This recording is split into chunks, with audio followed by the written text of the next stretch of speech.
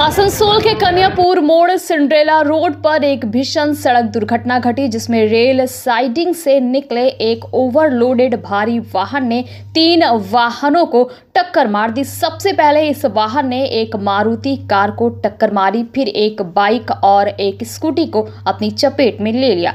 Scooty चालक किसी तरह अपनी जान बचाने में सफल रहा, लेकिन उसकी स्कूटी हाईवे के नीचे गिर गई। स्थानीय लोगों ने किया सड़क जाम।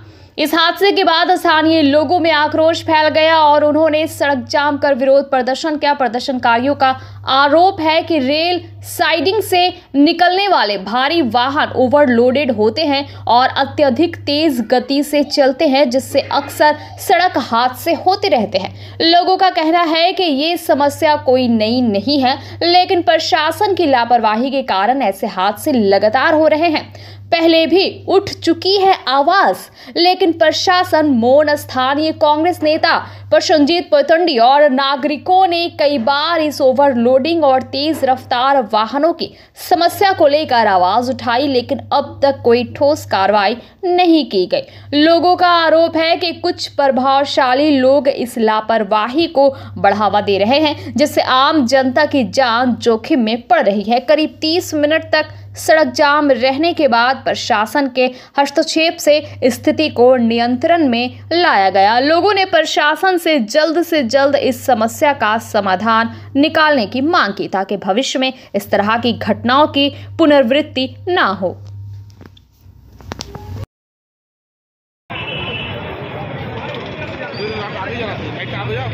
तुम्हें आगे जाओ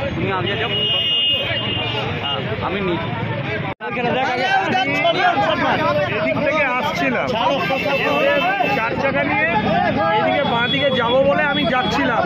গাড়িটা ঠিক আপনারা যেখানে দাঁড়িয়ে আছেন তার একটু আগে হঠাৎ করে ডাম্পারটা ওই দিক থেকে এলো, সরাসরি আমার গাড়িতে ধাক্কা মারলো।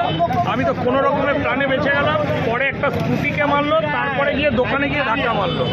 পরপর 3টে, প্রথমে আমার গাড়িতে মারলো, তারপরে স্কুটিওয়ালাকে, তারপরে এই দোকানে গিয়ে আমি তো যাই হোক প্রাণে বেঁচে গেছি। স্কুটিটা এখনো গাড়ির নিচে আছে। অসময়ে এত বড় গাড়ি কি বলবেন? বুঝতে পারছি না, ও হঠাৎ করে ঢুকে গেল, এটা তো আমরাও জানি না। আর এই গাড়ি এইদিকে কোথায় যাবে, কোথায় যাবে এই গাড়িটা? हम यहाँ खड़ा करके मिठाई लेने जा रहे थे, अचानक वो आया है तो मतलब इधर हम देखे तो हम तो भाग गए, लेकिन स्कूटी में आके मार दिया। না না কি হয়েছে ঘটনা? ওই অ্যাক্সিডেন্ট হয়েছিল। গাড়িটা কোথা থেকে আসছিল? গাড়িটা জুটি দিয়ে ওই আসছিল। আচ্ছা, দিয়ে আমি এখানে দাঁড়িয়েছিল, কাস্টমার জিনিস দিচ্ছিলাম আর কি। দেখলাম গাড়ি ড্রাইভার ঢুকে গেছে, আমার লাগলো। একটা আমার স্টাফ ছিল, ওকে লেগেছে। তারপরে 2টা গাড়ি মেরেছে। কি হচ্ছে, আমরা বিগত 3 মাস ধরে কর্পোরেশনে গেছি, আপনারা দেখেছেন, ডিএম সাহেবের কাছে গেছি। আজ থেকে 20 দিন আগে পুলিশ কমিশনারকে বলে এসেছি যে দিনের বেলায় এই নো এন্ট্রির টাইমে এই ওভারলোডিং গাড়ি বন্ধ করুন, মানুষকে মেরে দেবে।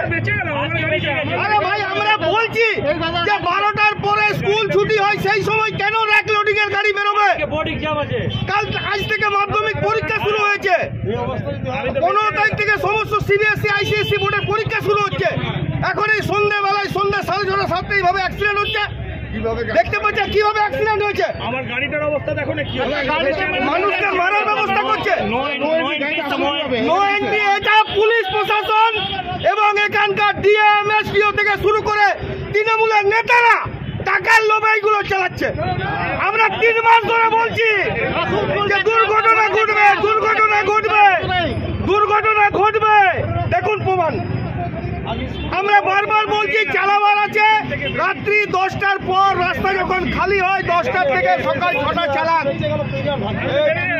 বারবার বলছি কার মদতে চলছে, কার মদতে চলছে। প্রশাসনকে কি বলে?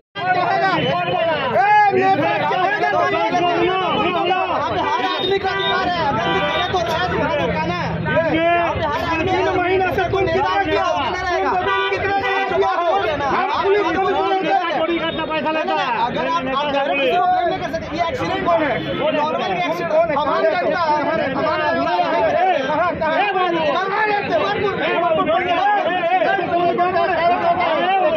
आप बोल रहे सही है।